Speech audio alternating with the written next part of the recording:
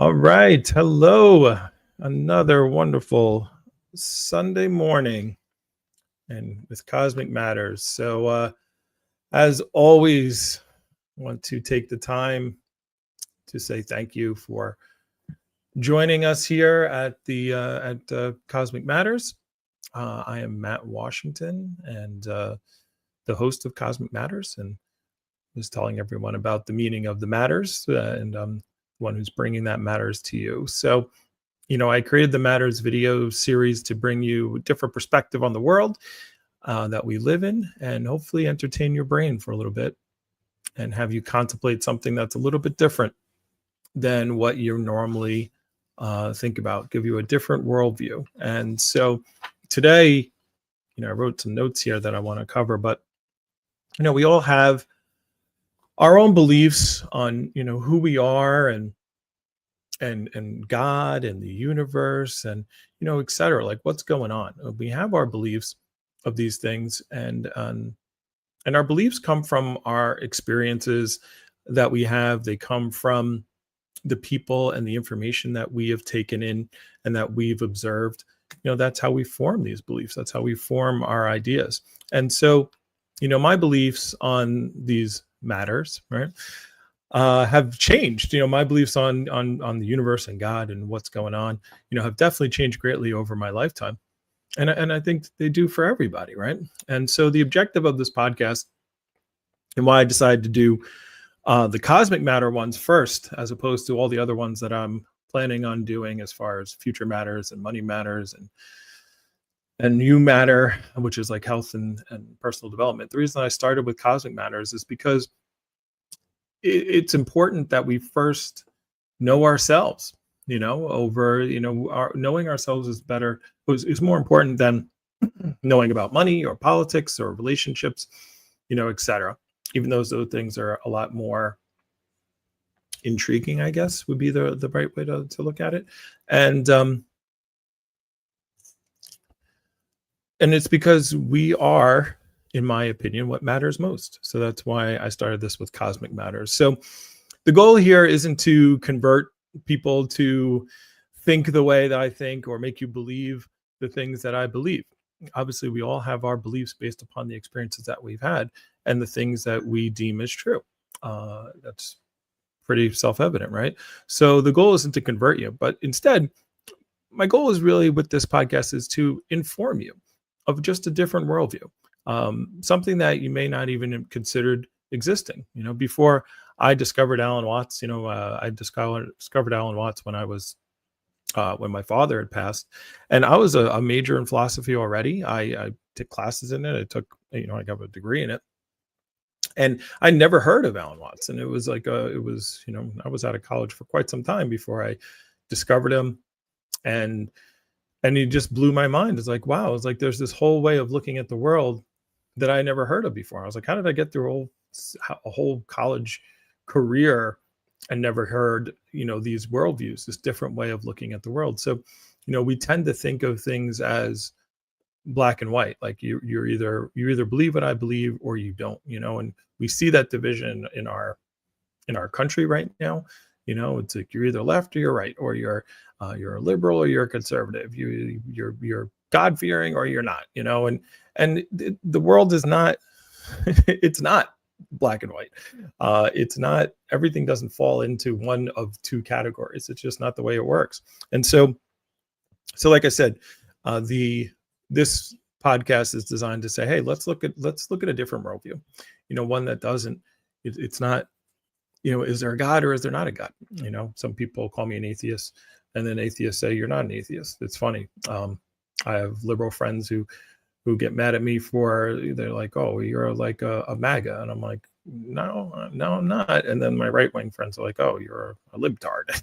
And so, because I don't agree with that. Nobody agrees. Like the funny thing is nobody agrees with everyone all the time on like nothing ever aligns all the time. I mean, if everything aligned, if we can't even get two people to, why do you think the divorce rate is like 50%? It's because we can't even agree on with one person. And we're going to say we're going to agree with our team on everything, like every single topic, abortion, gun control, the economy, Israel, God, like all that tends to fall, but you're either one way or the other, and you're going to have the same opinions as everyone. That's just it's an insane thought.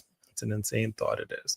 So not so starting off with some fire here. So I don't want to go into all that, but the point is, I'm excited to kind of say, look, why don't you sit back for a couple hours here, and the show is designed to be like a play, right? When you go to a play, if you've never been to a play, a movie, right, and you're going to go in, you're going to suspend belief, you're going to take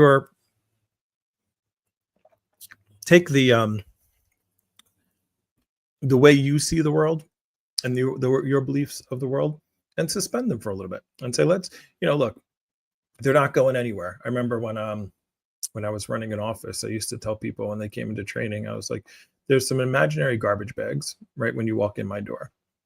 And what you're going to do every time you walk in my door is you're going to open your head, and you're going to take all your problems and you're going to put them in that garbage bag. You're going to leave it right at the front door. So when you walk in my office, all your problems, you're just going to ignore them. Everything that's going on in your life, leave them at the door. I promise you, no one will take your problems. They'll be safe. You don't have to lock them up. They'll be right there. You can't do anything about them while you're in this office. And so don't bring them in here. Leave them right outside. And then on your way out, just pick them up and take them with you, and they'll be there safe and sound. And so the same thing when you listen to this podcast, it's like take your beliefs, all the things all your beliefs about whatever it is we're talking about God and the universe and whatever, and you can still have them. Just put them aside, pretend the Death Star is real, and open up to these concepts that I'm going to say, because it's just for entertainment. And then as soon as you leave, you get all your beliefs back. And my hope is that, when the show is over, you go back to being you again. You're a little entertained. You're like, oh, that was something different. That was something I didn't think about before. Maybe you even discuss it with somebody else, and that's it. That's the point of today. So, my dream, by the way, is to become a full-time creator of content for you. Right now, I only do these on Sundays. I'm putting in another show, and it's a lot of work to do. But obviously, I live in a world of where we play the game of money. So, my goal is to get to be doing this full time. So if you enjoy these videos that I put out, if you enjoy this content that I put out, leave a message, leave a comment. I respond to every single message you're going to see today. Actually, part of today's agenda is we're going to address someone who made some comments on one of my videos. And if you want to see additional videos or access to polls, or if you want to be a guest, I love to have guests up here, but I'm reserving guests to Patreon followers, which the Patreon is This Matters Podcast on Patreon. It's only $5 to join, but you can also join for free and catch some things on there as well. So you can see that link as well. So remember, nothing matters unless it matters to you, because you are the creator of your universe. And with that, let's dive into today's topic. So today's topic is, I get my notes here. I go back. Wow, I have 2 pages of notes. This is you guys are getting serious here. But it's, what do we really know, and how do we know it? That's what we're going to be talking about today. And as far as the agenda for today, so I'm going to do a little bit about epistemology. And epistemology, if you don't know what that means, it's just the study of knowledge. It's actually the one class in college that I actually got an A in. So was epistemology. So, but it's the study of knowledge. How do we know what we know? I'm trying to get a Snapple endorsement here, but yeah, the title of today is what do we really know, and how do we know that we know it? And and there's a reason why I'm going to go through why we're doing this topic today. It was because of a comment that was put out that I responded to, and I said, yeah, this is a good topic to go over, talking about knowledge. I do have you guys on TikTok see the ultra deep field, but here on YouTube we have the eye of God nebula. That's what this thing is called. Let me move over. That's what that thing is called. So the universe and the consciousness, looking at you through here. So we're going to talk about that. We have a video from Alan Watts, which is like a good 10 minutes, where we're talking about changes in magnification. So I have a way of explaining these things, but you might not mesh with my way of. Sometimes we have to hear things many different ways, and certain things hit differently.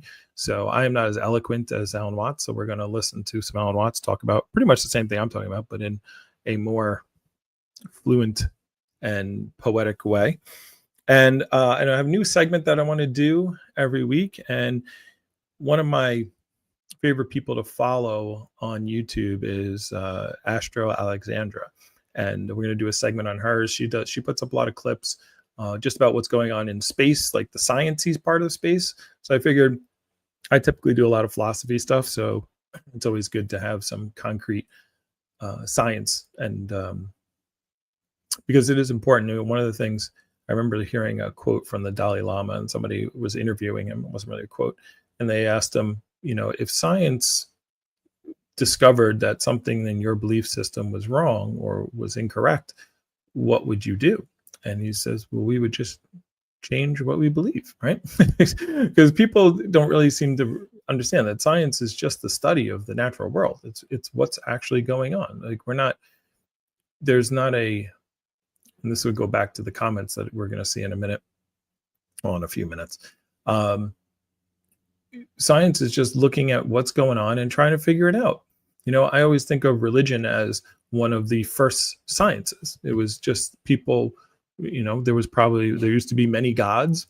They had lots of gods. They have gods of the river, and gods of the sea, and gods of the land, and gods of the crops, and gods of love, and everything was a god, because there was very little understanding. They were trying to figure it out, like, what the heck's going on. If you think of, imagine if we didn't have take away all the technology that we have as humans, take away these phones, take away electricity, take away cars, take away the houses, modern plumbing, take away all these things that we have, supermarkets, take all these things away, and go back to what it would be like to be an early human being, living in, I don't even know, what are we going to go to?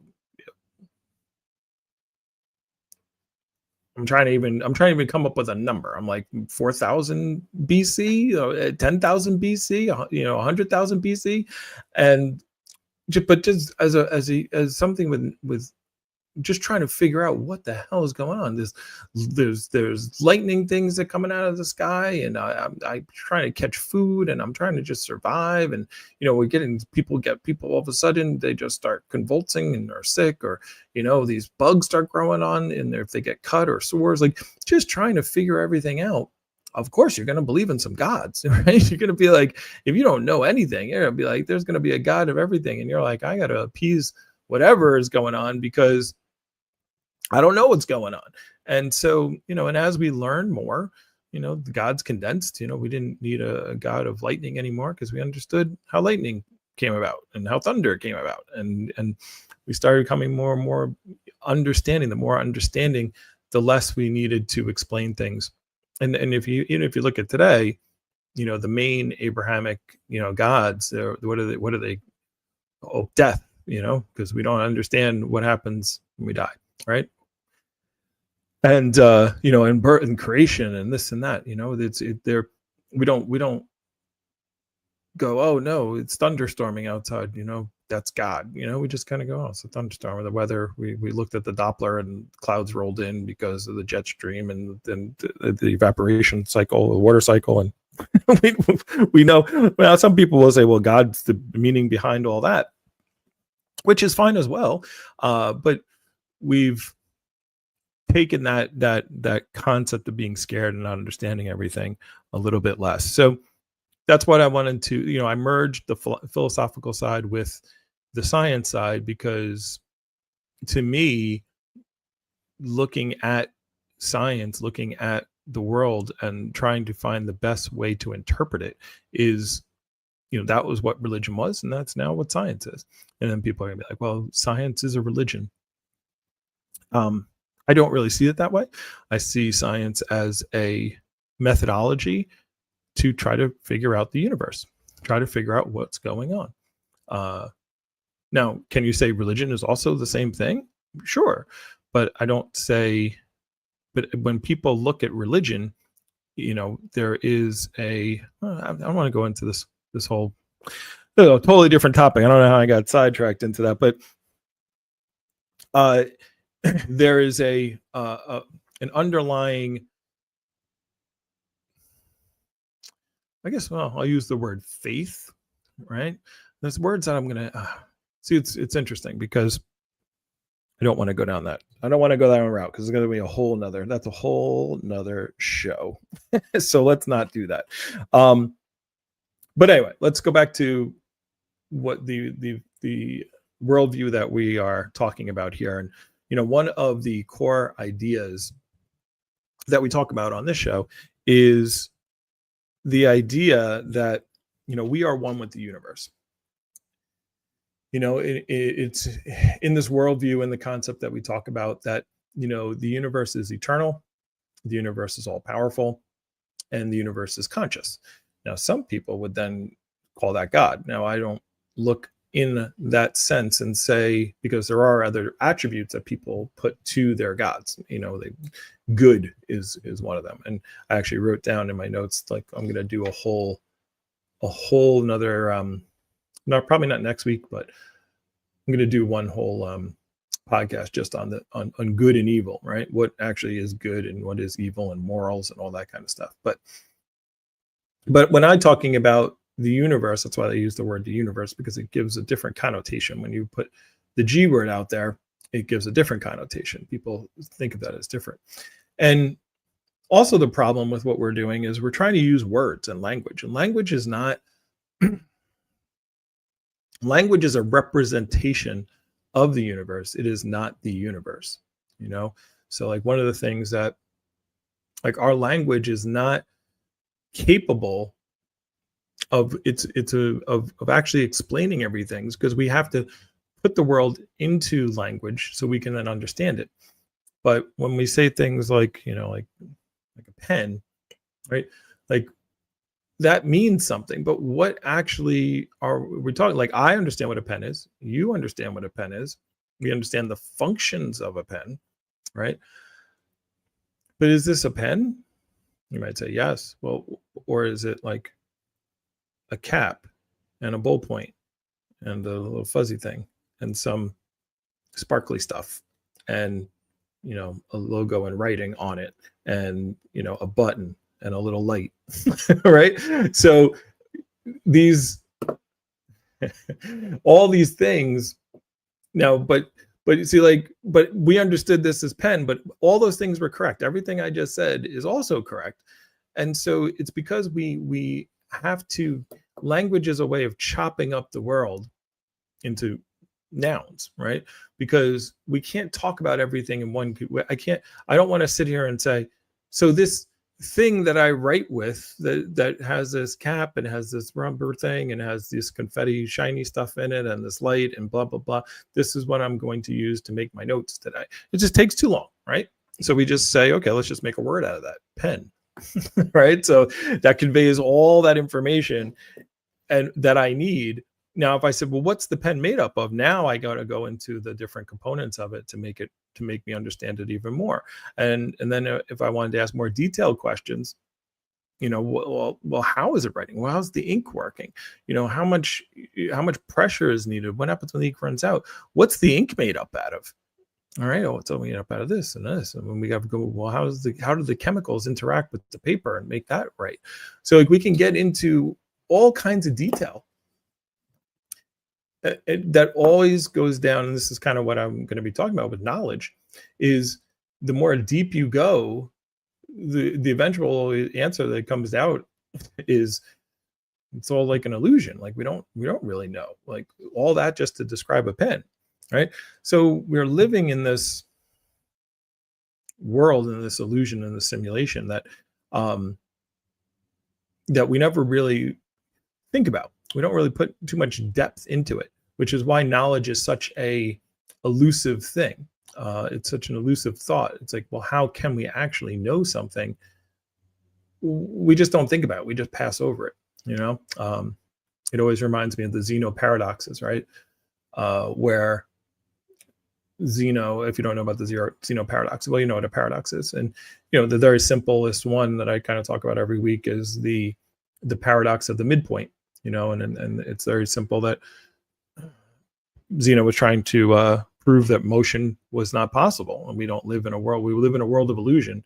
And, and he's basically said between point A, if you want to go between point A and point B, you have to go through a midpoint C. But then if you want to go between, C and B, you have to go through a midpoint D. And if you want to go from D to B, you have to go through a midpoint E. And you have an infinite number of midpoints that you have to go through in order to go anywhere, in order for things to move. So if there's an infinite number of midpoints, then how would you actually traverse infinity? So it is impossible to move mathematically.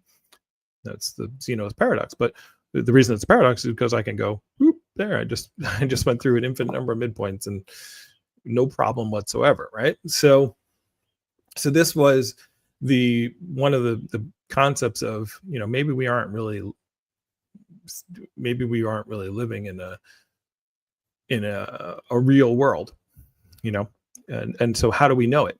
And so the worldview that we talk about here is that, again, that the universe is an internal, all-powerful, and conscious thing, entity. And me and you are a part of that entity. We're not separate from the entity. Everything that we are, the whirlpool in the river, right? So the river is just forming, it just formed something that we call a whirlpool. And because it's taking that shape or that form, we call it human being, right? But all we are is a form. It's just a word given to what the universe is doing at the place that we call here and now. It's being Matt. It's being you watching this.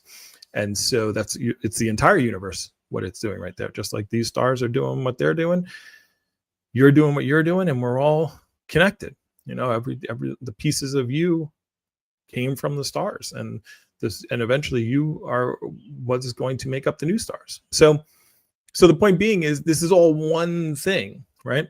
And so that's the concept. And then the worldview from there is, well, if this is, and again, suspend your belief, take your personal beliefs, put them aside, but let's just entertain this concept.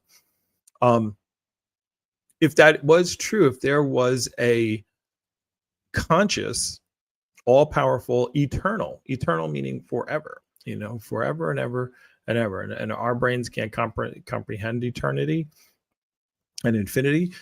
Just when we start thinking of numbers, it's easy to just say the word infinity or eternal, but to really understand what that concept is, we evolve. And if somebody lives to 100, we're like, oh, wow, they're really old, right? Wow, they look how long they lived. So when you're talking about eternity, we're talking a lot, right? We're talking a mind-bending amount, right? So I'm not going to do it. I'm thinking of doing my millions, but why don't I do it? Why not? We got the time. That's what we're here to do, right? To put the concept, to help the concept. Yeah, we are in eternity now, Marco. I believe that, true. But the concept of millions and billions and trillions, right? I do this every single week. I might as well do it again this week. If you wanted to count to 1 million, it would take you 11 days if you counted the seconds to 1 million. If you wanted to count to 1 billion, it would take you 31 years, right? So a baby's born, and then we start counting 1, 2, 3, 4. At 31, when that baby now probably has its own babies and its own life, at 31, you go, all right, 1 billion. Now I've counted to 1 billion. No sleeping, no eating, no anything, just counting, just letting the stop clock go, right? And then if you wanted to count to 1 trillion, 1 trillion is add 3 zeros. So now you're talking 31,000 years. right? We're in the year 2025, so take that times 15 more, right? So that's just, yeah, exactly. What a difference 2,000 years make. Yeah. So that's just trillions. Oh, do I have it up still? Let me see. Let me see if I have it up. If I saved it somewhere.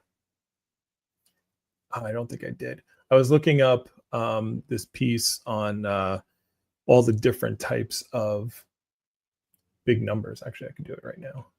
Hold on. So since we're on this, millions and billions and trillions, what comes after? Anybody know what comes after a trillion?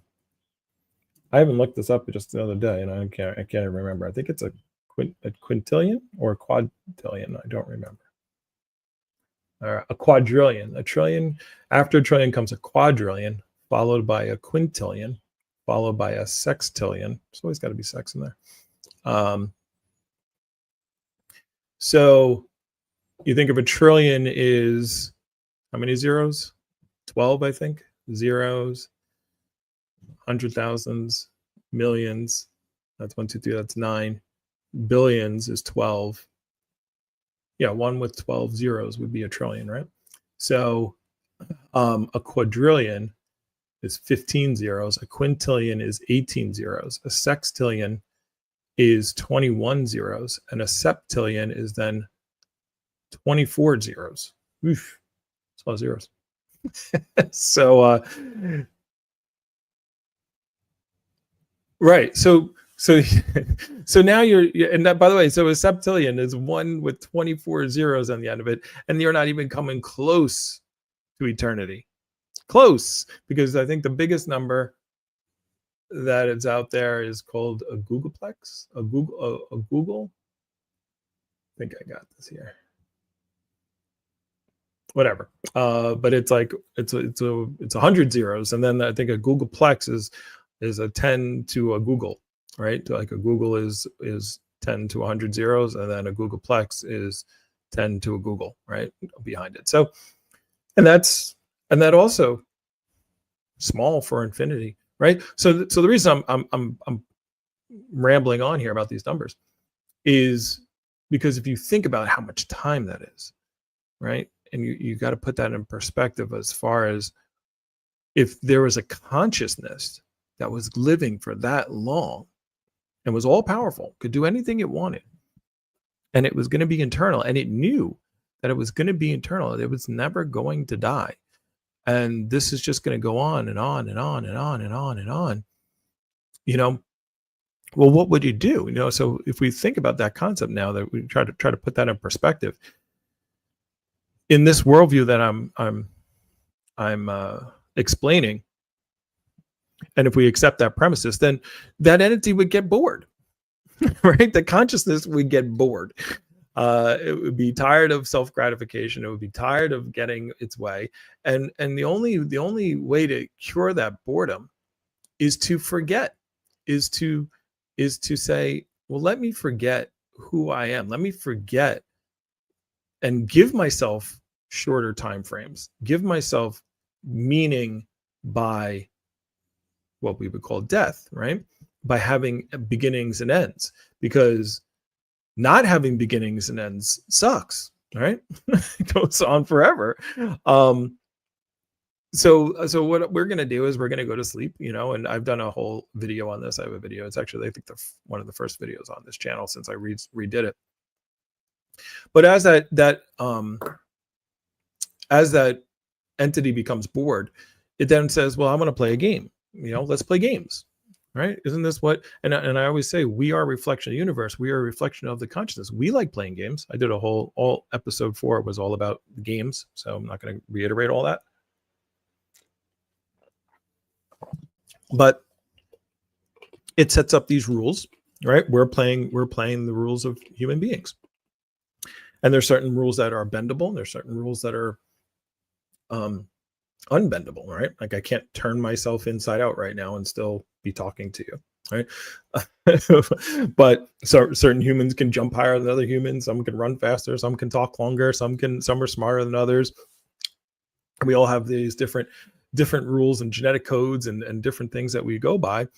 And then the universe says, okay, but all these things are going to end. They're going to stop because I'm going to have this dream, right? And I'm purposefully going to forget that I am in control of everything, that I am the power behind it all, because I am the river and the whirlpool. I'm just going to play in the whirlpool, right? I'm going to pretend that the whirlpool is all there is. And you see the river going by, and the whirlpool is, all the whirlpool is just a form, right? It's just the river doing this. There's no actual thing there. It's just a form. And so the universe consciousness is in you, and everything that the universe does, we enjoy, right? We enjoy building things. We enjoy destroying things. You watch children, they'll play for hours. They'll take bricks and build and blocks and put something together and spend hours and hours doing. And then what do? They kick it over, right? They play in the sand, and they make a sandcastle, and then they jump on it, right? We are the universe experiencing itself, and we love finding out things about ourselves. Aren't we reading our own horoscopes? Aren't we trying to figure, on WebMD and figuring out things about what we are, and playing these games and constantly doing this ourselves, right? So again, taking this, for what it's worth. So what the universe is doing in us is forgetting that we are all powerful and we are all in control, and getting wrapped up in the little game that we're playing, which we call, me and you, right? And again, not saying this is true. This is just a worldview, right? It's just the idea that we're portraying here. But let's treat it like it is true for a little bit. Let's suspend our other beliefs and say, all right, what if what we're saying is the way things actually are? We would need evidence for that, right? We like say, well, prove it to me, right? So I say that all the time to the religious people try to convert me. I'm like, all right, well, here's some questions. Let me see your evidence. Let's see why I should believe the things that you believe. So let's talk about this. And getting into the knowledge part, have you ever had a dream where you realize during the dream that you're dreaming, right? Like you like all of a sudden you're like, oh man, this is a dream. Has anyone ever had that before? I mean, I've had it. I read a couple of times where I'm like, wait a second. I remember when I was young, I had a dream. There was an old show called the A-Team. It was with Mr. T and Hannibal and Face and Murdoch, right? And the A-Team was a show, and I remember I was having a dream, and I was with the A-Team, and we were in some kind of cave or something, and and the A-Team, if you ever saw the show, they would always lock them up somewhere with like all these tools, and they'd lock them up in a place where they had plenty of stuff to get out, like gun. They would lock them in like a gun shed. I'm like, why did they lock them in there? And they would always bust out. They would come up and they build something, and then they'd take out the bad guys by the end of the episode. So I remember we were locked in this cave, and I was trying to figure it out. I pity the fool. Yeah, Mr. T. And so watching the show, and I remember Hannibal was there, and they were trying to figure out the plan to get out. And I was like, I was with them, and I was locked up, and I just said to Hannibal, I said, you know what? Don't worry about it. I'm dreaming right now. We'll figure this out. We'll be okay. Right. And I just, I just had the idea. I was like, this is a dream. Like, this is definitely a dream. Like, this isn't really happening, but it was fun. But I was like, hey, let's play along anyway. And I was like, let's keep going. But what makes that happen? What makes it happen? And I'm sure everyone's had an experience where, like, in a dream that they've kind of woken up, but not woken up, like just woken up in the dream. Like, this is something's off, right? So what makes that happen? Something's off. Something's weird. Something happens and you can't explain it. Like, and when you start looking closely, you're like, that doesn't make sense, right? And that's what wakes you up to the dream. And I think of what was the movie? Inception, right? And when not to ruin, well, yeah, I'm not ruining anything. I can't ruin Inception. It doesn't make sense anyway. But there's a part where it's not Matt Damon. What's his name? Oh, I just had it. Leonardo DiCaprio. Leonardo DiCaprio's character is speaking to the young lady who's going to be the engineer of the dream, and he says to her, well, we're dreaming right now. And she's like, what? And he's like, think about it. How did you get here? How did we get here? They're sitting I think they're sitting in a little cafe, right? It's like, how did we get here? Do you remember it before? Do you remember us walking here? Do you remember any of this stuff? And they start pointing it out. And that's what shakes her, makes her realize, oh, we're in a dream, right? And so if we are the universe, if we're the consciousness of the universe, quote unquote dreaming, purposefully forgetting, so that we are everything, we're in total control, then we should be able to look at things and say, how did we get here? How did this happen? How did that, right? We understand we all come from being born, right? But we don't remember anything. We don't have any thoughts or memories. I think it was Louis C.K. He was little kids like an extra sketch. You could just shake them up, and the next day they don't remember anything. You could say whatever you want to them, they aren't going to remember. And but we don't know where we came from. When we say I, and when we say I, we think of whatever it is that's doing the thinking in the back of our head, right? We don't know what was happening before we were born. And then we don't understand where that I goes once we die, right? And so the point being is that we don't know how we got here. We don't know how did this consciousness come into, we understand there's a cell, right? We understand, hopefully, if there's any kids, birds and the bees, right? It's a sperm cell, an egg cell, and conception happens, and we don't think of an egg cell or a sperm cell as a human being or has a consciousness, right? We have no problem with that. Yes, I have. I'm late anyway. But we don't see that as being a consciousness. Do we think that the consciousness that we consider I, as soon as probably shouldn't make this motion, right? As soon as the sperm digs into the egg, is it then the soul goes into it? It just appears? Does it grow? We talk about things that people always talk to me. Do you think we have a soul? I'm like, well, define what a soul is. Oh, it's your spirit. I'm like, so is a soul and a spirit the same thing? It's sometimes they say yes, sometimes they say no. I say, what about consciousness? What about my mind? Right? So and then there's a ghost that comes out that leaves your body. It's I'm like, what are these concepts? You're using words that I don't understand. You're not defining clearly. So how would I know if I have one? Right? So do we have a soul? Do we have a spirit? So people are just talking about the you, and if you are your soul and your spirit, are you your hand? What is this you that you're talking about? Are you that thing or are you this thing? If I punch someone, and can I go to court and say, I didn't punch their soul, I didn't punch them, I just punched their body, right? Their body is not important. That's not them, so wouldn't be a good argument, right? Because that's not the rules we're playing by. But so getting back to knowledge, I tend to go on tangents. If you've never been on this show before, I talk myself into a lot of side paths. So that's why I write notes, so I can make sure I stay on track. So how do you know you're not dreaming right now? The spirit, let's see what Marco thinks. Hey, Renee. Marco thinks the spirit leads the soul. The spirit leads, the soul is your consciousness. Okay, whatever. I don't know what that means. It's nice. It's a nice. So the spirit leads, and the soul is your consciousness. Well, then why do I need the word soul? Why can't I just have the word consciousness? Or why I have the word consciousness? Why don't I have the word soul?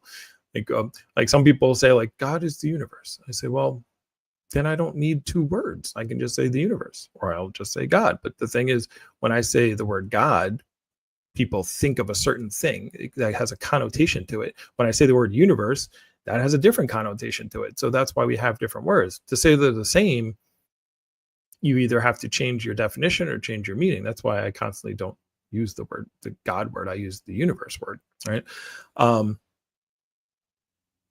Oh, thanks, Renee. I appreciate it. Oh, happy birthday to your wife, by the way. I see that there. So, yeah, so the definitions and the I was getting to this before, and I totally lost it, but I'm glad I got back around to this. Is that the words are just representations of the universe. They're not real, right? Like that thing, the pen, right? The pen is not the pen. This thing is real. A pen is not. A pen is just a sound that I'm making with my mouth that we all agree upon, that we're going to use that sound to equate to be this thing that does this thing called writing, right? So the language, we tend to think the language is, so like when people say things like, oh, the soul and the consciousness and the spirit, and I'm like, these are words that, first of all, I need some evidence of these things existing, and then I need you to understand what they are, because we don't have working definitions to these things. We don't understand. We don't have a working definition for conscious.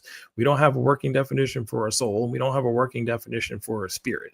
So how can people say, well, these things exist, but you don't even know what they are? Like you don't even have a definition to try to clarify it in. Like I can give you a definite.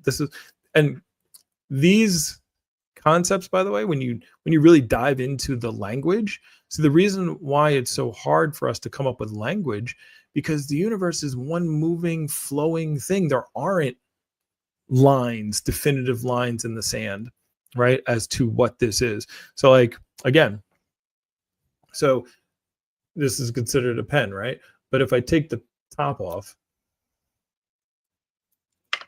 right, is it still a pen? I can still write with it, right? Oh, maybe I can because I just broke it. But so I took this.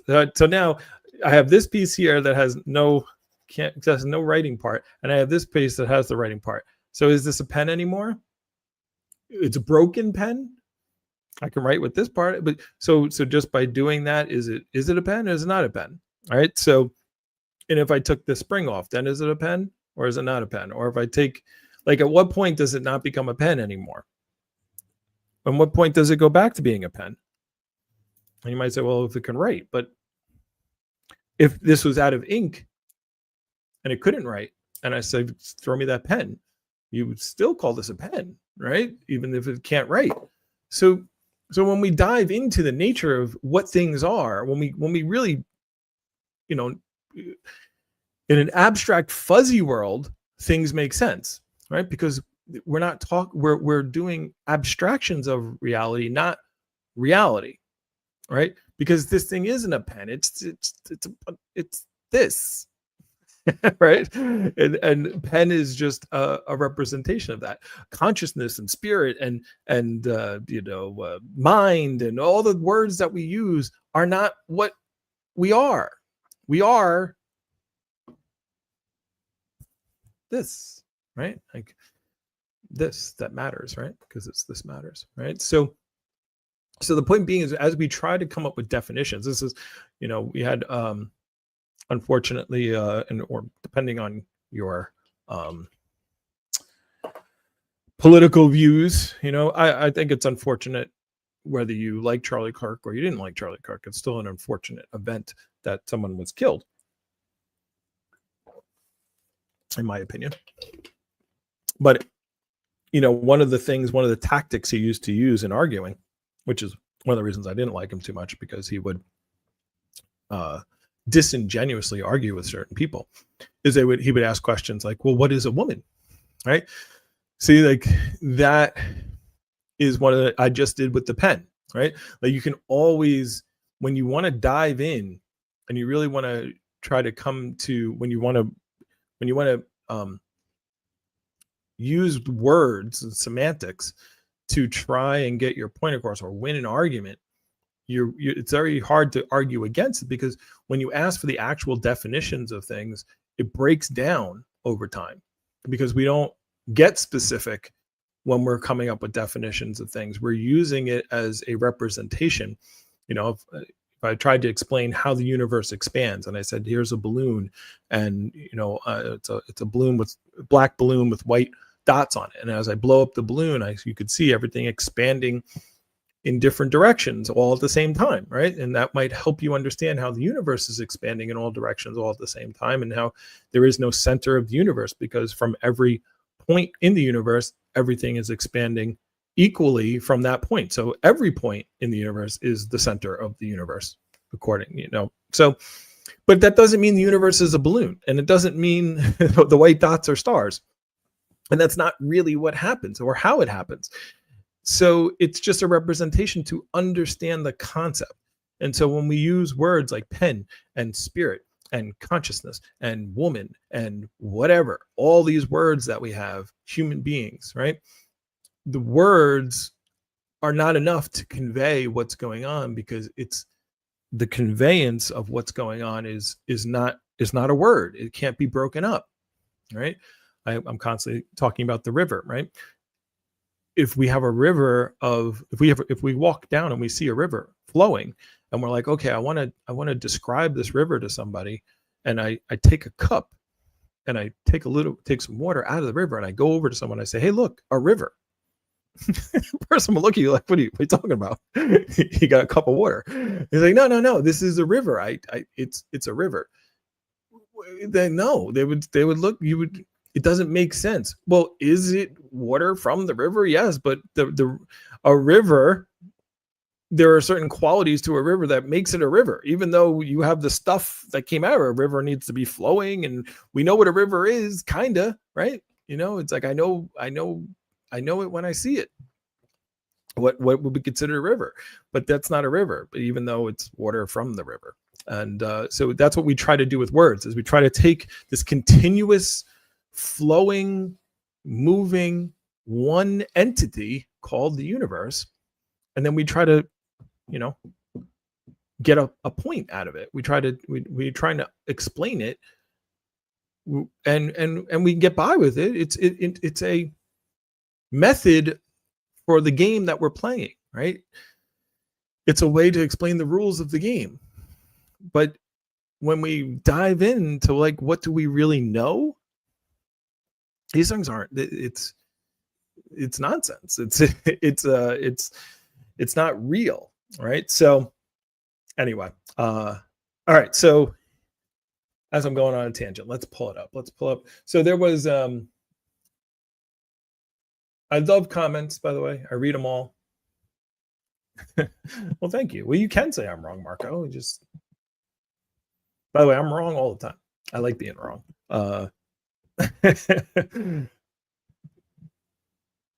We know river water is better than stagnant. Well, yes, but what my point is river water is the water from the river is a cup of water that you took out of the river, and it's not, right? And this is what we're doing every time we're talking, every time we're using these words. We're trying to explain, this is why we have so much trouble with things that are continuous. This is why we have trouble with trying to figure out, like the transgender type of things. This is why we have trouble trying to figure out our abortion issues. It's like, when does life start? I heard somebody say that. I was like, well, when does life start? And they said, well, when conception happens, when sperm meets the egg. I'm like, were sperms, is the sperm alive? I'm pretty sure sperm cells are alive, and I'm pretty sure egg cells are alive. So how could life start there? That's not life starting. That's a new form. It's a new whirlpool happening, but the river is still going. Like life, these things were alive, and you're saying, when does it start? Well, those things were alive, and it's alive when they're separate, and they were alive when they're together. So how can you tell me life started there? I thought start meant beginning. Like, you can't have it before. So life didn't start. A new form started, right? So So that's why we have trouble with it, because then we're like, well, when does consciousness start? When does it considered we have these words, it's a zygote, right? It's a sperm cell, it's an egg cell, it's a zygote, it's a fertilized egg, it's now with all the different words that goes through it, it's a fetus now it's a baby, now it's a toddler, now it's a this, and all these words. When do you go from a toddler to from an infant to a toddler? What day, what minute, what second? When does that actually happen? Right? Where does your hand stop and your wrist begin? Where exactly? Right here, right there, right there. So if I go 1 more inch that way, that's a hand, that's a wrist. Would I be wrong? No, because there is no hand or wrist. We just use words to try to convey ideas, but the words are not this. It's just a sound, right? Oh, my let me turn my live back on over here on TikTok. So anyway, so I'm going to pull up what caused this whole. Oh, Renee, you were the one. I just realized Renee's the one I was arguing with. No, Renee's one of my favorite people on here. He wakes up every morning with me. Oh, anyway, let's share. Let me share. Add to the stage.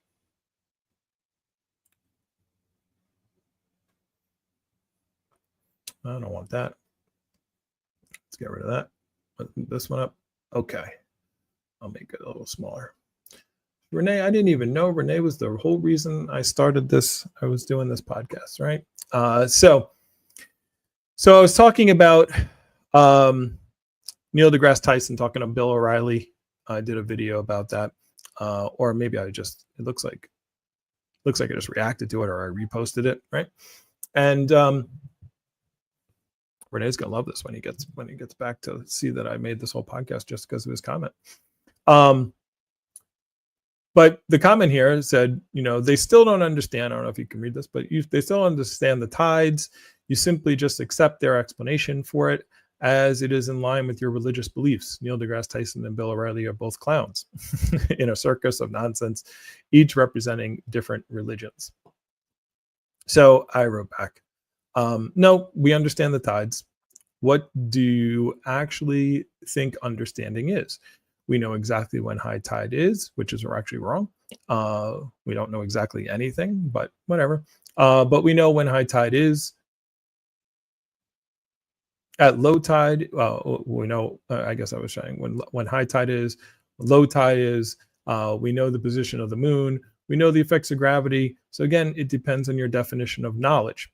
If you want to go with the strict definition of knowledge, then no, we don't know anything. So henceforth, why we're doing this podcast right there. I was like, we need to talk about this. We don't know anything, and everything is belief. But if we want to go by, do I know I'm not going to fall into a black hole the next step I take, then yes, I know that's not going to happen. So my point is that there's different meanings of no, right? The word no is insufficient to, because I could say certain things. Well, we're going to talk about that in a minute. And we're going to keep going. Actually, I'm not even going to read the rest of these. You can go through the video and see it and read it yourself. You can read the back and forth. But that's what got me to start this conversation about knowing. So the problem of knowledge, right?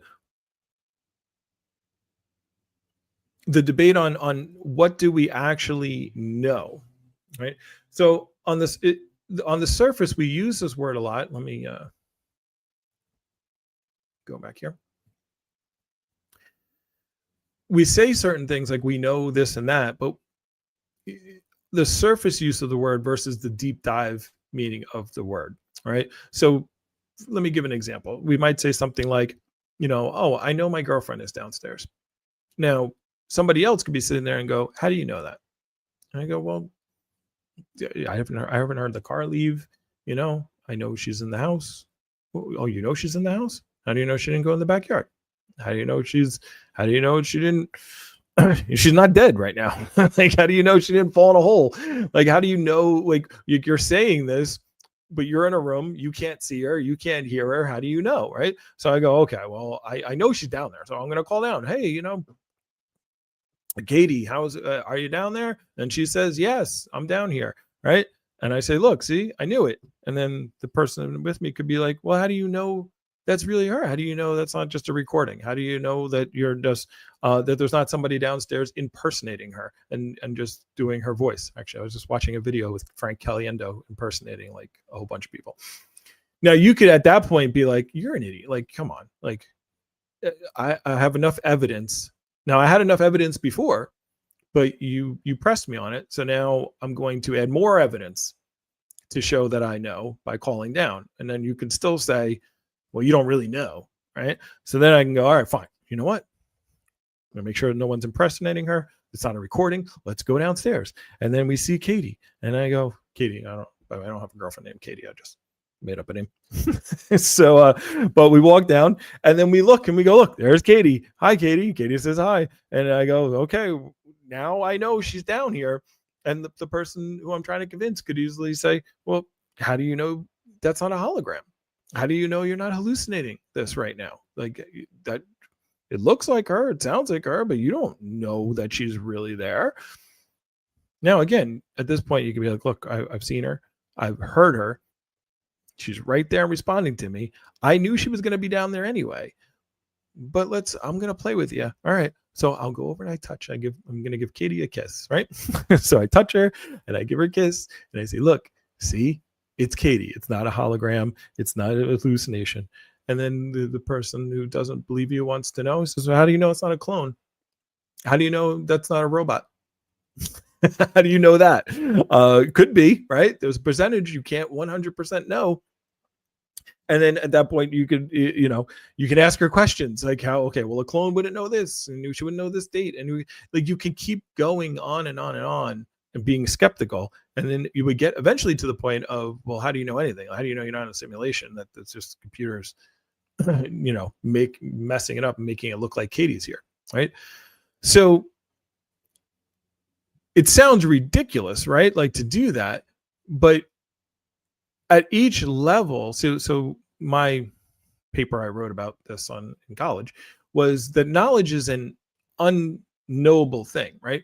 You basically have, if you drew a graph, I'm going to try to do this and it's going to probably fail, but I'm going to try to do it anyway, right? You'd have, let's see, this is called knowledge. And this is called evidence.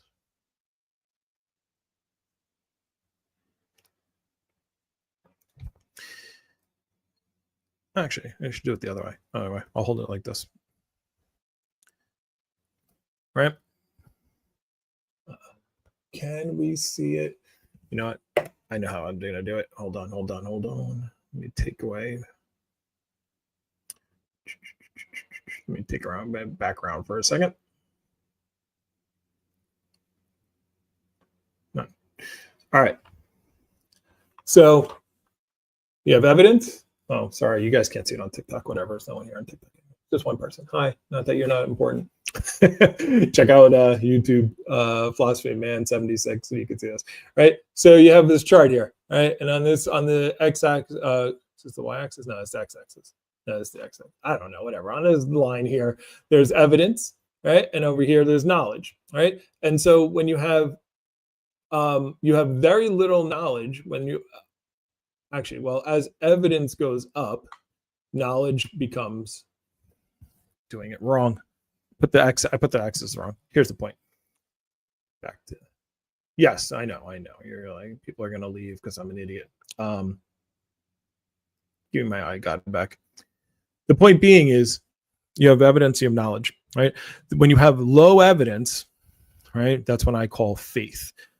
You might say you know, but you don't, right? Actually, the chart is right. I just was explaining it wrong. So the less evidence you have, I just call it faith. I go, you have faith in things when you have no evidence whatsoever, but you believe it to be true. Right. So that's my definition of faith. You don't say I have faith in things if you have evidence of them. Right. I don't have faith that I'm sitting here right now. I have evidence of me sitting here right now. I have 7 screens going on. I feel like I'm sitting here. I can feel the chair, all this stuff. So in my terms of definitions is belief without evidence is faith. The opposite side of faith is knowledge, right? But how do you get closer to knowledge? You add evidence, right? Just like I was doing with Katie a second ago. Oh, yeah. That's why I'm like, why can't I see my screen and people here? So just like I was doing with Katie, I was adding more evidence. I was giving more evidence and more evidence and more evidence. But no matter how much evidence I have, you're never going to get to ultimate knowledge, right? You're only going to have more evidence in it asymptotes, right? It gets closer and closer and closer, but it never actually hits. You're never going to be able to quell the idea of absolute knowledge. And which is why we don't care, which is why we don't care about knowledge. It's why we use knowing things so flippantly, right? Like, because you could always drill down and say, well, how do you know that? Well, how do you know that? Well, how do you know that? How do you know that? How do you know that's true? And it just would get us nowhere, right? Zeno and his paradox, midpoint, right?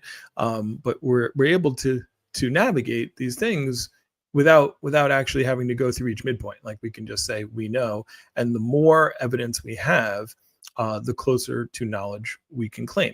But we're never going to actually know. So someone can always, this is exactly why, I talked about Charlie Kirk, why I thought it was disingenuous when they say things like, well, what is a woman? What is this? What is that? Because you're never going to drill it down to the point where you know exactly. So that's why I called it disingenuous arguing. Anyway, so this problem, I actually found this really great video, which I'm going to pull up. I'm going to play in a second here. It's a really great video that talks about this. It's only 6 minutes long. And it talks about the problem of knowledge. And it's from a philosophy teacher up in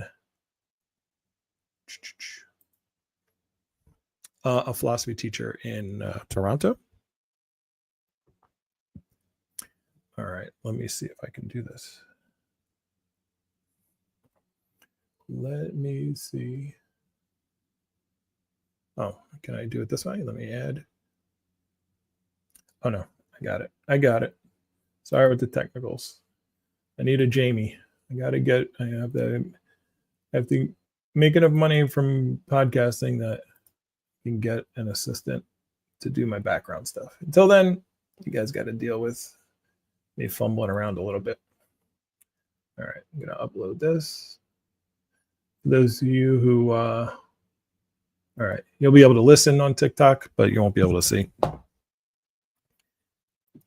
By the way, I do post this up onto Spotify for those of you. Chillax. My name is Jennifer Nagel.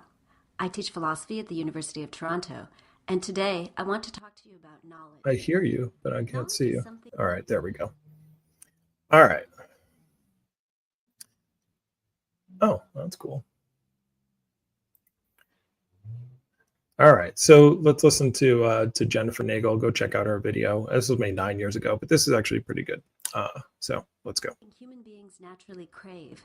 We spend a lot of time and effort trying to gain it, for example, by watching videos like this one. We also have natural instincts to keep track of what other people do and don't know in order to make sense of what they are doing. But it's surprisingly difficult to give a good explanation of the nature of knowledge itself, and to say how knowing that something is true differs from just thinking that it's true. When we try to figure out what knowledge is, we encounter some interesting questions and paradoxes. This series explores these problems and explains how philosophers have tried to solve them. This particular video will focus on some basic features of knowledge, features that any good theory of it should try to explain. So, what kinds of things can you know? The English verb know is used in several ways. You can know a person, Alice knows Pierre, a place, Pierre knows Paris, or a language, Alice knows French. But the most common way of using the verb to know is the way we use it when we're speaking of someone knowing a fact, as in, Alice knows that it's raining outside. In this series, we'll be focusing on this knowing a fact sense of the verb to know. Sometimes this is called knowledge that. But actually, along with that, you can use question words like where or when. Pierre knows when the party will start, or Pierre knows where the party is. Knowing where the party is means knowing the answer to the question, where's the party? And that's going to be a fact, like the fact that the party is at Alice's place. Where the party, any 90s people? That just makes me think of, is it 112? No. Anyway, whatever. Sorry, I had to interrupt because it just made me think of where the party at. Anyway, party's here. Knowledge is a way of being latched onto a fact. It is thought that every language in the world has a word that works to translate this fact-grabbing sense of the verb to know. And this kind of global popularity is very rare. Only about 100 words are thought to be universal in this way. Around the world, verbs meaning to know are also very heavily used. It's one of the top 10 most common verbs in English, for example. So we often find ourselves talking about knowledge. But when we say someone knows something, what do we mean? It can help to compare knowing and just believing. Consider these sentences. 1. Alice knows that it's raining outside. 2. Pierre believes that it's raining outside. We instinctively feel some difference between Alice and Pierre, but what is it? Actually, we'll see there are several possible points of contrast here. The first and easiest has to do with truth. If Pierre just believes that it's raining outside where he is, maybe he's wrong. Maybe the rain has stopped and he's fooled by the sound of water dripping from the trees. The things we believe are sometimes true and sometimes false. What we actually know, on the other hand, has to be true or factual. So there's no problem saying Pierre believes it's raining, but it isn't, while it sounds weird to say Alice knows it's raining, but it isn't. This is because attachment to the truth is built into the meaning of knows that. Beyond truth. Right. So one of the, and what we're going to get into a little bit more, and she's going to get into in this video, is knowing that the philosophical definition, I actually pulled it up on Grok, which I'll pull up next, but is a justified true belief. So what she just pointed out is that knowledge has to be true, which opens a whole nother can of worms as to what true and not true is. But for now, again, because once you dive into deep, once you start getting to specifics, we start realizing the dream starts falling apart. The universe starts, the simulation starts to break down when you actually look hard. But anyway, let's continue on. Another key feature of knowledge is confidence. Let's suppose that Pierre is in a windowless room and he's been there for an hour. He could suspect that it's still raining outside, even if he's not totally sure. But if Alice knows that it's raining, she has no doubt. She's confident. So, is confident belief in a truth enough for knowing? Apparently not. There's at least one more thing we need. Imagine that Pierre is really pessimistic. He's always strongly convinced that things will go badly. He's often wrong, but sometimes he's right. Today, he wakes up in a windowless room, aware that Alice has planned a picnic because the forecast was for sunny weather. It's going to be terrible, he thinks. I'm sure it's already raining right now. He's entirely confident that it's raining, although he can't actually see or hear the rain. And let's say by chance it turns out he's right this time. Does Pierre actually know that it's raining outside? If he doesn't know, then it seems knowledge requires something more than confident belief in a truth. Feeling pessimistic isn't a good basis for judgments about the weather.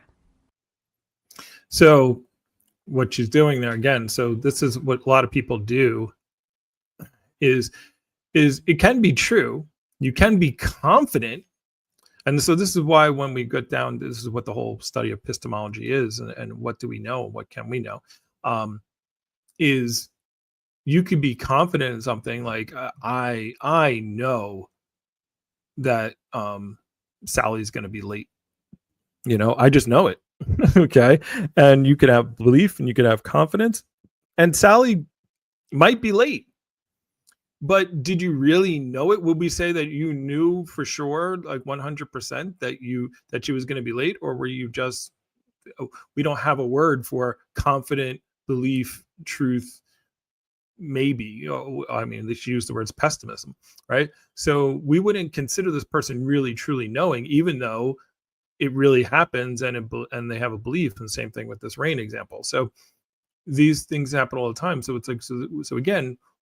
When we're talking about knowledge, we talk about consciousness, we talk about spirits, we talk about God, we talk about what is a woman, what is a man, right? What is a baby.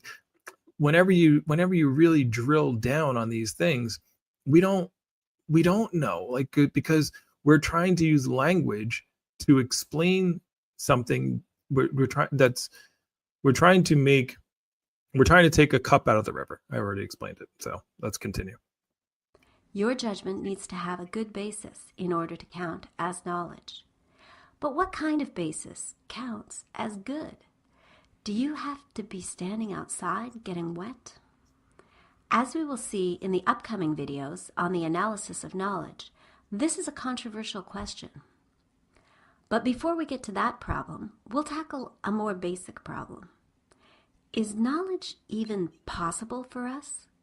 Even in the best case scenario, when it feels like you're standing right outside, right in the rain, can you really know that it's raining outside? Could you be dreaming, for example, on a clear night? This is the problem of skepticism, explored in the next video. The 2 following videos will explain. All right, we're not going to go to the next video, but so just understanding this problem of knowledge, right? And so what I'm going to do here, I'm going to bring this up, add this to the stage. Yeah. Oh, I got to remove.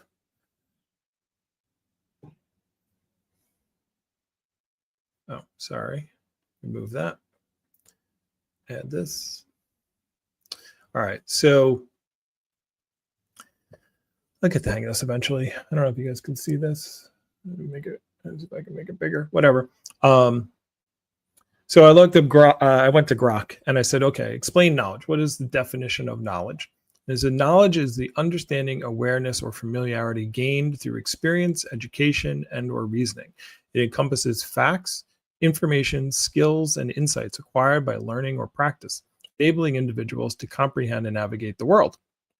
So this navigate the world is the important part here, right? It's the rules of the game, and that we know how to do this stuff. But again, like I said, when we drill down into what do we really know, right? Like I'm talking right now, and I know how to talk, but do I? I can't explain it to you. I can't explain to you where these thoughts come from.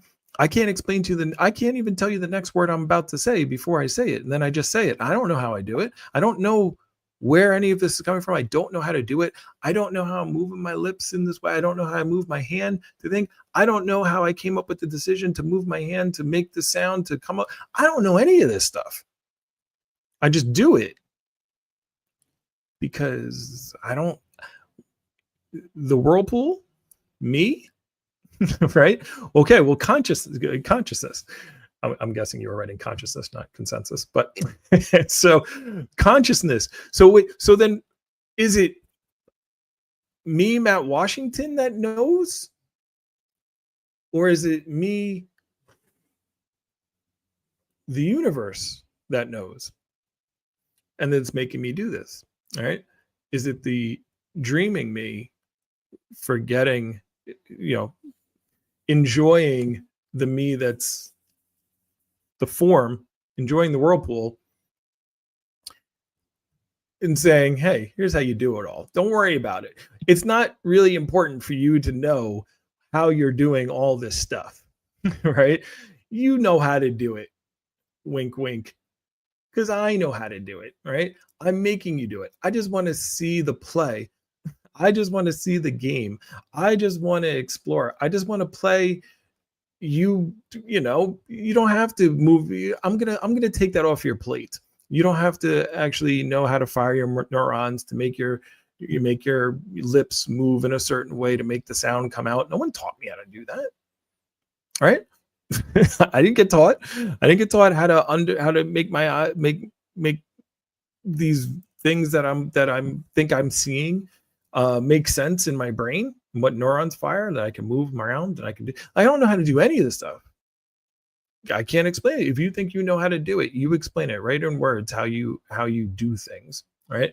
And so the sleeping you, the universe, this you, the big Y, capital Y, is taking care of all that. And I'm saying, just play the game, right? We just want to enjoy the game. Anyway, back to so philosophically, knowledge is often defined as justified true belief. This is what my actual paper was about. Maybe I just want to talk about my paper from back in the day. Justified true belief. Through this definition is debated. Though this definition of justified true belief as meaning knowledge. So justified mean you have reasons, you have evidence to so it's saying that the definition of philosophy of knowledge being you're justified, it's true, so something is actually happening, like the thing that you believe, or you're justified, it's actually, I wish justified true belief was in a different order, but the thing is true, you're justified in why it's true, and you believe it to be true, right? So those things we would then say is knowledge, right? I know my hand in this, but the problem is, this definition is debated due to complexities like the Gettier problem. All right. So, because you can fulfill these three qualifications and we would still think that's not knowledge, right? So I asked, well, what's the Gettier problem, right? So the Gettier problem, it just basically challenges is by Edmund Gettier. So we'll throw him a little bone there. I asked for some examples. I didn't like most of them. I liked number 4. Number 4 was the best one. It's called the dog disguise. All right. So remember, if we're thinking knowledge is justified true belief, right? So here's the scenario. You're visiting a zoo and you see what looks like a zebra in the enclosure, right? You believe there's a zebra in the enclosure, right? So you see it there, you look at it, you believe that there's a zebra in this enclosure, in this cage, right? Your belief is based upon a clear observation in good lighting.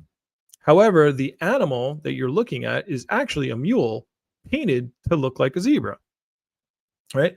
But by pure chance, a real zebra is hidden behind the mule in the enclosure.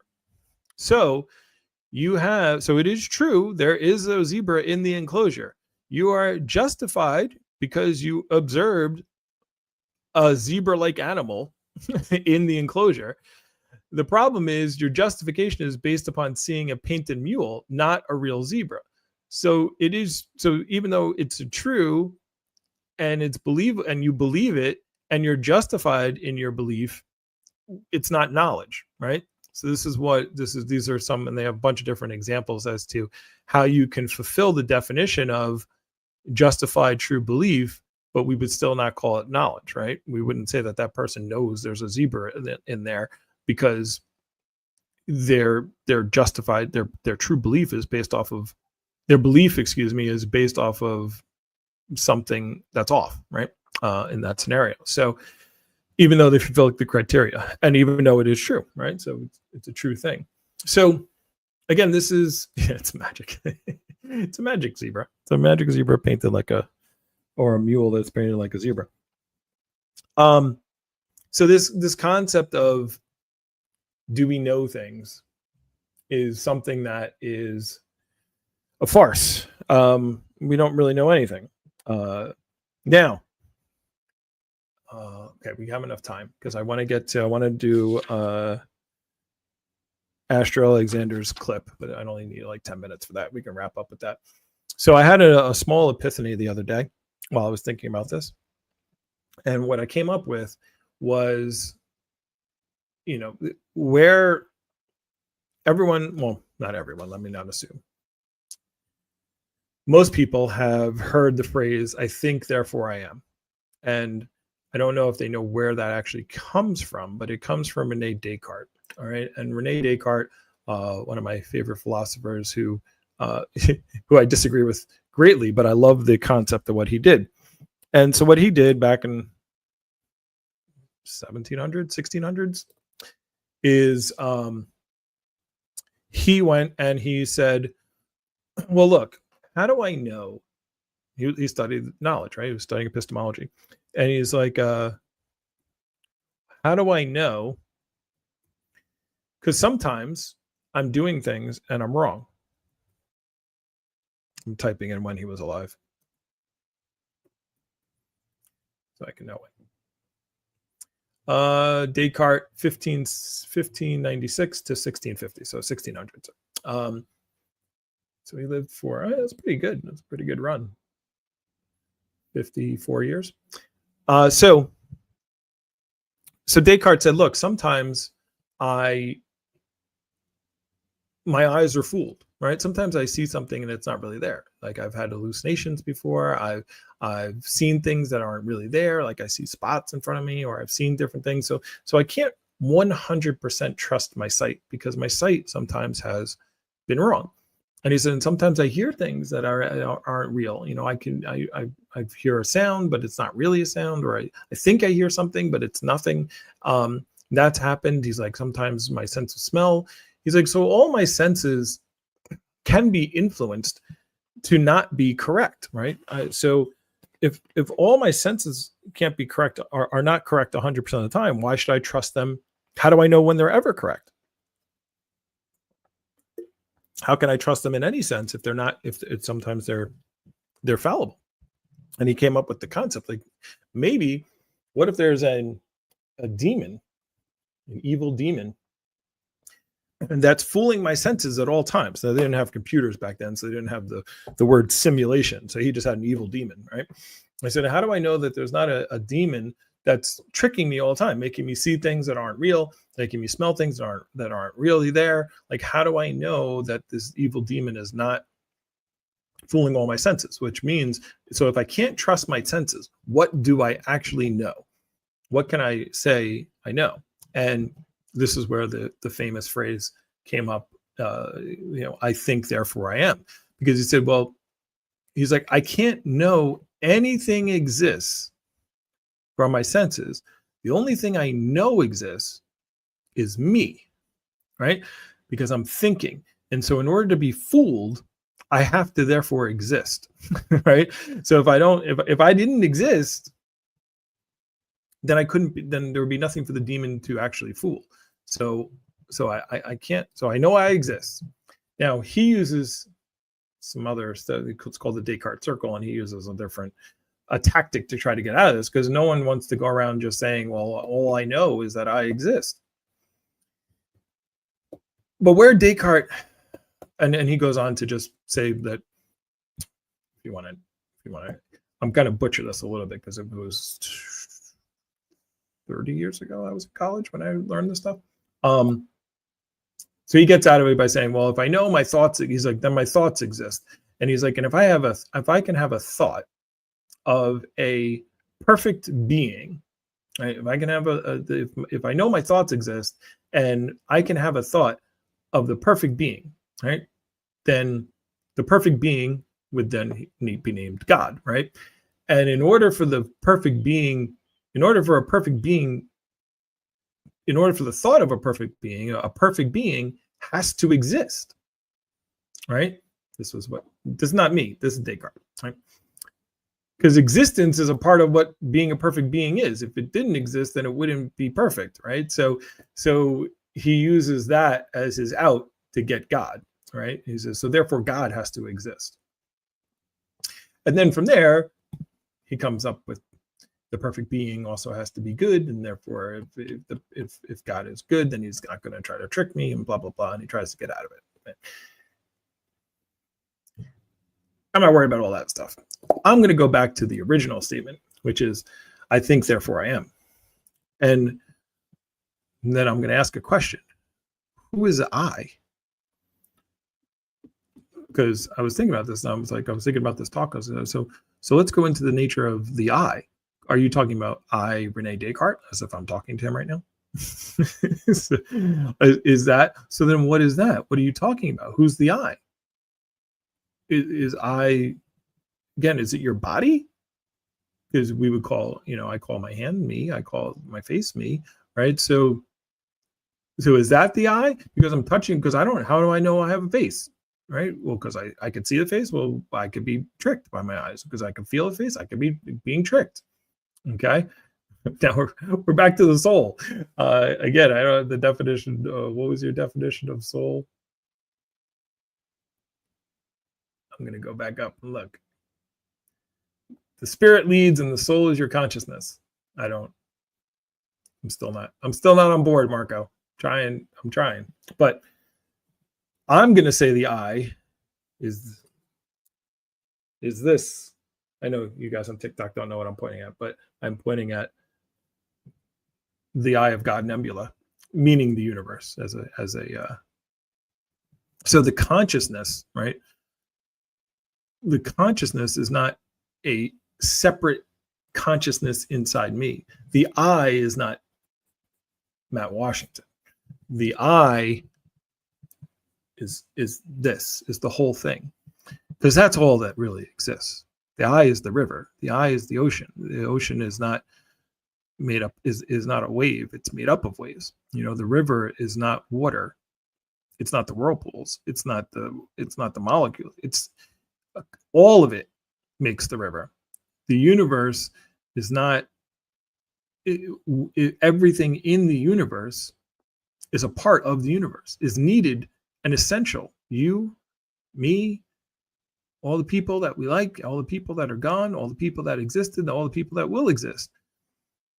They're all the same. We're all the universe. We're just moving molecules around, right? And all the molecules are made up of atoms, and all the atoms are made up of quarks, and all the and subparticles, subatomic particles, and all that subatomic particles is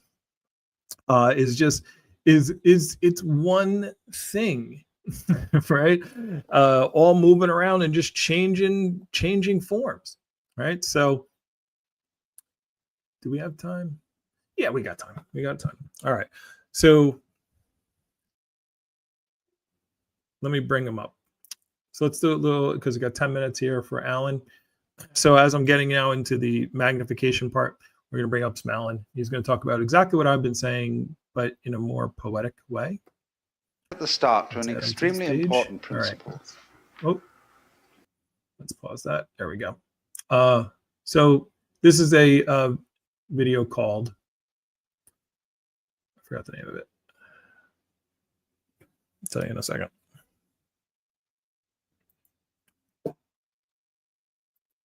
Alan Watts, changing your level of magnification. All right. So this is going to, again, talk a little bit more about us, and then we'll wrap up for today. Okay. Which is the different points of view you get when you change your level of magnification. That is to say, you can look at something with a microscope and see it a certain way. You can look at it with the naked eye and see it in a certain way. You look at it with a telescope and you see it in another way. Now, which level of magnification is the correct one? Well, obviously, they're all correct, but they're just different points of view. You can, for example, look at a newspaper photograph under a magnifying glass, and where with the naked eye you will see a human face, with the magnifying glass you will just see a profusion of dots, rather meaninglessly scattered. But as you stand away from that connection of dots, which all seem to be separate and apart from each other, they suddenly arrange themselves into a pattern. And you see that these individual dots add up to some kind of sense. Now you'll see at once from this illustration that maybe you, when you take a myopic view of yourself, as most of us do, but you may add up to some kind of sense that is not apparent to you in your ordinary consciousness. When we examine our bloodstreams under a microscope, we see there's one hell of a fight going on. All sorts of microorganisms are chewing each other up. And if we got overly fascinated with our view of our own bloodstreams in the microscope, we should start taking sides, which would be fatal, because the health of our organism depends on the continuance of this battle. What is, in other words, conflict at one level of magnification is harmony at a higher level. Oof, glad I didn't pause it until after that. So what is conflict at one level is harmony at another. So maybe when we think about all, we think about, well, we want world peace. We wish everything was good and safe and happy and everything. But maybe all this conflict that we have, because as I said before, we are the universe. And maybe all the conflict that we have is necessary, is harmony at another level. Because the game, as we talked about last week, isn't fun unless there's conflict, right? It's just how it is. And aren't we attracted to seeing conflict? Aren't we attracted to watch the videos of the drunk people fighting? I think I watched like 2 of those videos while I was scrolling before I started this whatchamacallit. Don't we peer out the window when we hear someone arguing? Ooh, what's going on out there, right? We like conflict, right? We're watching, my buddies just last night were like, what are you doing? It was my birthday yesterday. I was like, I got a podcast in the morning. I didn't go out, but they were watching the Canelo fight, right? So we like conflict. We like those things. It's the part of the game, right? So maybe again, when we look at this universe, are we sleeping? Are we really these individual things, or are we something deeper? Are we part of a deeper thing that's forgetting in that we're in control? And then there was something else that he said too that I wanted to touch upon. Let me go back a little bit and see if I can remember. Our organism depends on the continuance of this battle. Oh, yeah, that was it. So on top of that, wrong one. On top of that, he talked about, again, looking at the bloodstream, right? And the fighting going on in the bloodstream. We might say, do we even know how much? Do you know what percentage of the cells in the human body have human DNA? Right. So we talk about like, this is the baby and the person and the fetus. And when we talk about like abortion, like when does it become a baby?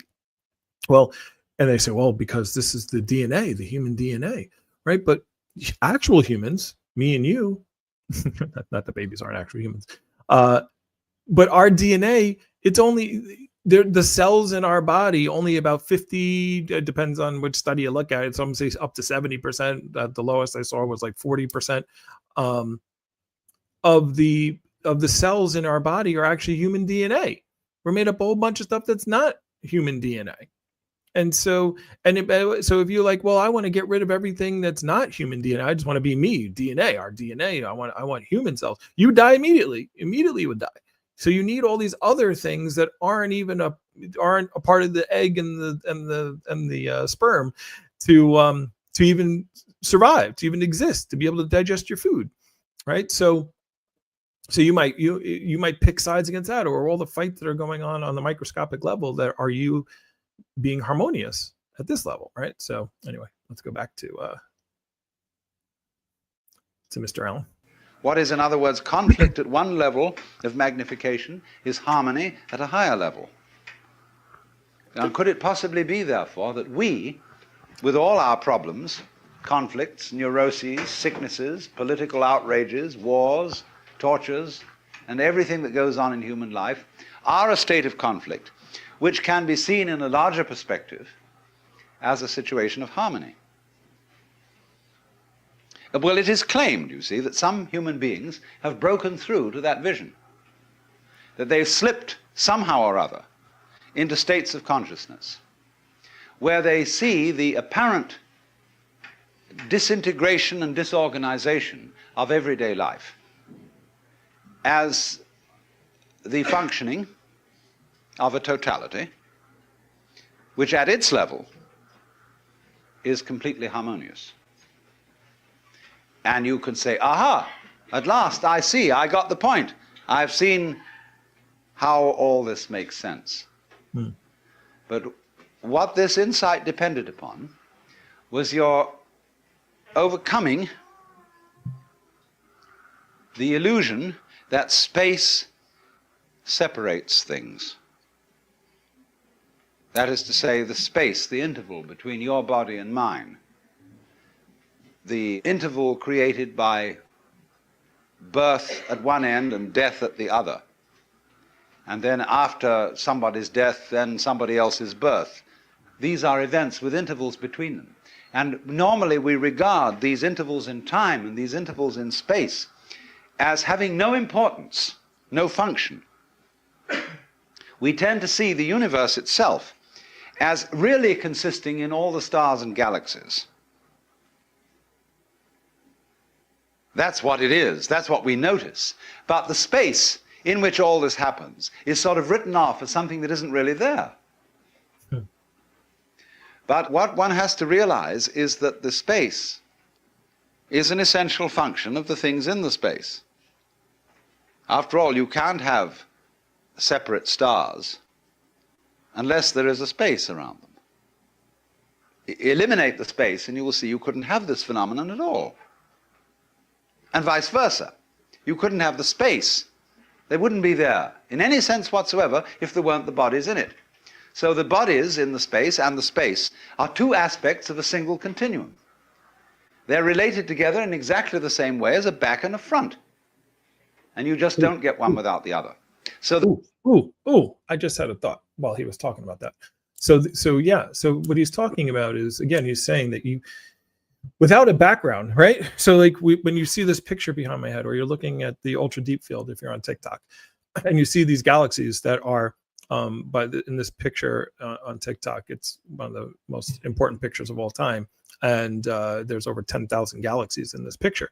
So, which 10,000 galaxies, by the way, all having anywhere from 1 million to 1 billion stars in it. And so the concept of, we talked 2 episodes ago about us being in a black hole, right? And what's in the center of a black hole? A singularity, right? It all goes down to nothing. It all goes down to, and we are expansion of the Big Bang, which is a expansion, or if you want to use the word explosion, an expansion of a singularity. So if we are indeed in a black hole, and there's a lot of evidence, go back and watch episode 3, that we are living in a black hole. And what Alan just said, you can't separate the space from the things. Our universe is only made up of 5, from what they know, 70% of our universe is dark energy. This energy that's coming that they don't know where it's coming from. It's what keeps our universe expanding faster than the speed of light, right? Because what should happen is gravity should be pulling, all the gravity of all this stuff should be slowing the universe down. So, I'm not going to go through this whole concept again because I did it in that episode, but the expansion, the universe is expanding faster than the speed of light. Now, what should be happening is the gravity of all the stuff inside the universe should be pulling it, or at least slowing it down and pulling it back together. But it's not. And the reason why is because there's this dark energy that's coming in. So where's the dark energy coming from? The other universe that our black hole is, right? And so 70% of the universe is black, is dark energy. The other 25% is dark matter, which is all this gravity that they don't know where that's coming from. And then the other 5% is all the stuff we see, all this stuff, all these 10,000 galaxies, all this stuff is just 5% of the universe. So what Alan just mentioned, though, is all this, you wouldn't notice all these galaxies, all these stars, all these cool stuff if it wasn't for the black background behind it, right? And if it was just a black background, then it wouldn't be anything. It'd be nothing, right? So the idea is it's all one, a singularity. No matter how big or small we consider it, because big and small aren't really concepts. They're concepts in relation to something else. But to the universe, on a universal scale, there is a singularity is the same thing as infinitely big. Infinitely small, infinitely big all means the same thing. So we are in a black hole. Then that phrase that he just said, that concept he just said, that just hit me pretty hard, because, and I've seen this like 700 times, but I've never thought about it in that way, of the space and the things being all one, and being one in the middle of a black hole, which is a singularity. And an expanding singularity in another universe is still just a singularity in that universe. The moment you see that intervals, that space is connective, you can understand at once how you are not just to be exclusively defined as a flash of consciousness that occurs between two eternal darknesses, which is the popular common sense view which Western man has of his own life. That you consider that in the darkness that comes before your birth, there was no you, and in the eternal darkness that follows your death, there is likewise no you. And I'm going to discuss these matters not by appealing to any special spooky knowledge, as if I had been traveling on the higher planes and knew all my previous incarnations and therefore could tell you authoritatively that you are much more than this individuality. I'm going to do it on a basis of complete common sense, that everybody has access to the facts. And that just what you have to realize is that life is a pattern of immense complexity. And what you call yourself as a living organism, say, I am my whole body at the very least. Now, what is that body? That body is recognizable, and I recognize my friends when I meet them again, with luck, and you recognize me. Although the last time any of you saw me, I was absolutely something entirely different from what I am now. Just as the flame of a candle is never a constant. A flame of a candle is a stream of hot gas. Only you say the flame of the candle as if it were a constant. Well, it is a recognizably constant pattern. The spear-shaped outline of the flame and its coloration is a constant pattern. But in exactly the same way, we are all constant patterns. And that's all we are. The only thing constant about us at all is the doing rather than the being. It's the way we behave, the way we dance. Only there's no we that dances. There's just the dancing. Just as the flame is the streaming of hot gas, just as a whirlpool in a river is a whirling of streaming water. There is no thing that whirlpools.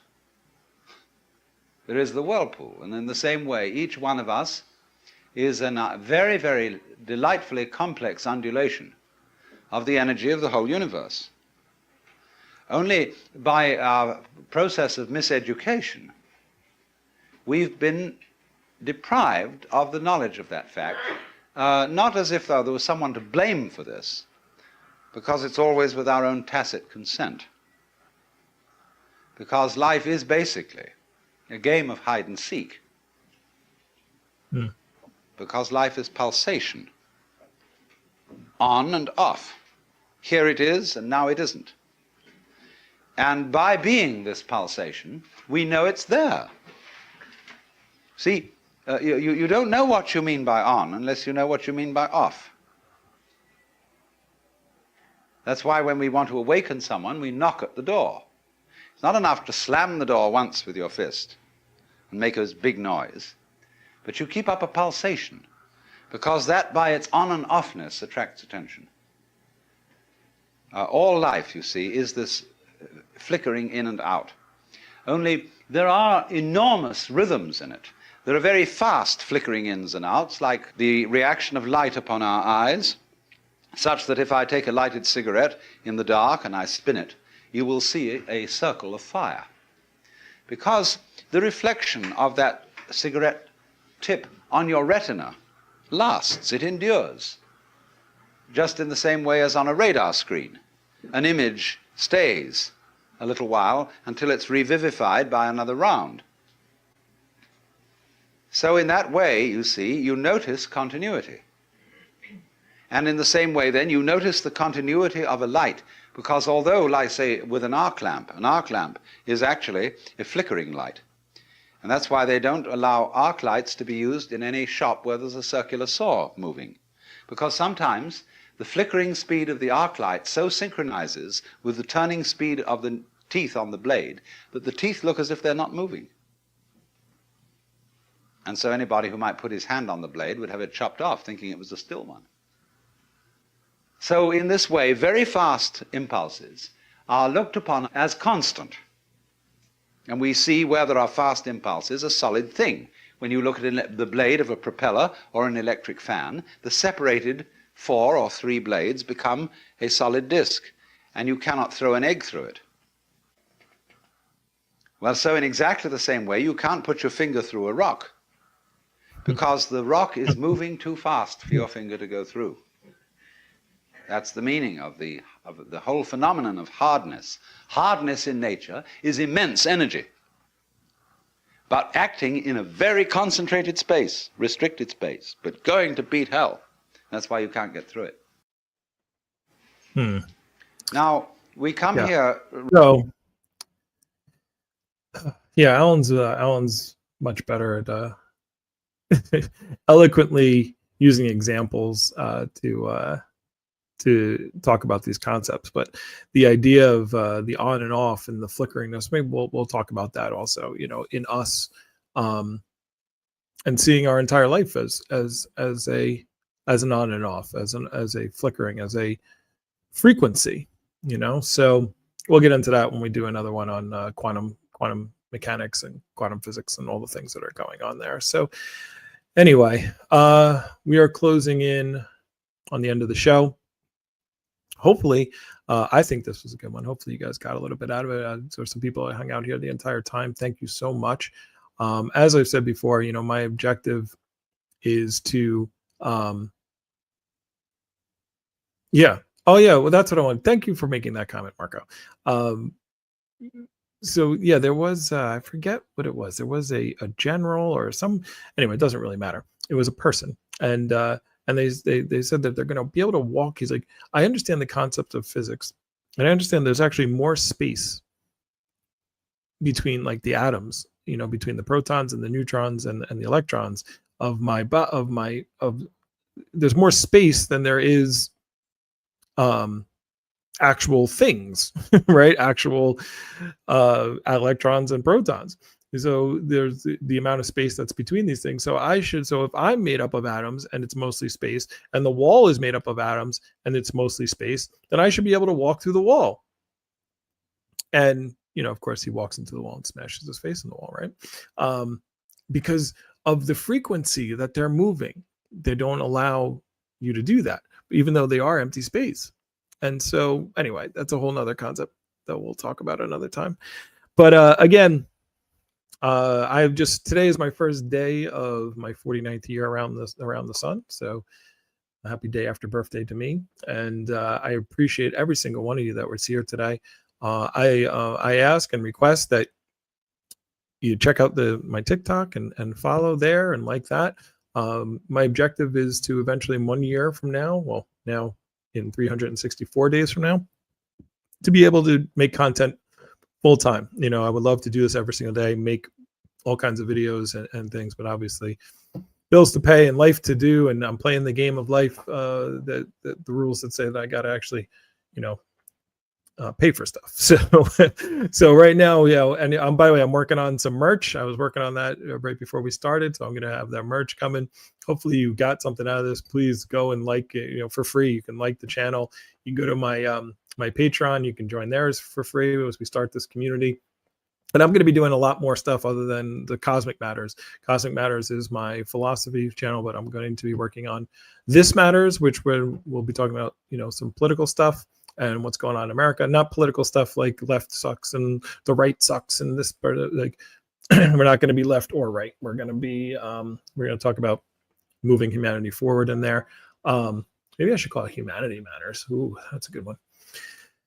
So we're talking about that. I have another one that I'm going to be doing, which is Money Matters, which I'm going to be talking about wealth building and investing and how to do that as well. So these will be completely different topics. I just started with this one because this one is near and dear to my heart, and I always believe that, understanding where we come from, understanding what's going on in this cosmos, and understanding that we're playing a game, that the whole thing, all the strife and the conflicts and everything that's going on is you don't have to get so worried about it, but if you want to get worried about it, you can as well, because that's what the universe wants too. It wants all this stuff. It wants to see it all happen. But yeah, so any sharing the videos, liking any kind of interaction with the YouTube. My YouTube is Philosophy Man 76. That's where you can find these. You can also find me. I'm Matty Wash on Instagram. And so, yeah, any interaction, any comments, by the way, I respond to every comment. This whole podcast came from a comment that was written by Renee there. I also do Morning Matters every morning except for Sundays. So Monday through Saturday, I just do a quick 6:30 to 7 o'clock before I run. I've been running. I'm not a runner. I'm big. I'm 290 pounds, but I decided I'm going to run every day for a year. And so this is going to be day 14. As soon as I finish this up, I'm going to go for my jog. And yeah, I'm just excited. I'm excited for this journey. I'm excited to build a great community. And I'm excited to talk to you guys more about this stuff. So I appreciate you. I hope you have a great Sunday, and your universe is a little bit better. And I got to think of a good tagline to leave. I'll think of something eventually, but so check this out. Also, this will be up on Spotify. I'll be uploading it there as well for those that couldn't watch it live. But by the way, also, if you join the Patreon, it's only $5. Well, you can join for free, but there's a $5 thing, and I would love to start having some guests. I know I have some people in the audience. Marco's been leaving a bunch of comments. If you want to just leave comments, that's cool. But if you like to come up and not just hear me talk the entire time, I like to interact with other people. So I said, if you're at the $5 level, you can be a guest on the podcast. But we will be back next week. I'll think of a topic, and until then, I really appreciate every single one of you, and enjoy the rest of your week and your weekend. I will see you soon.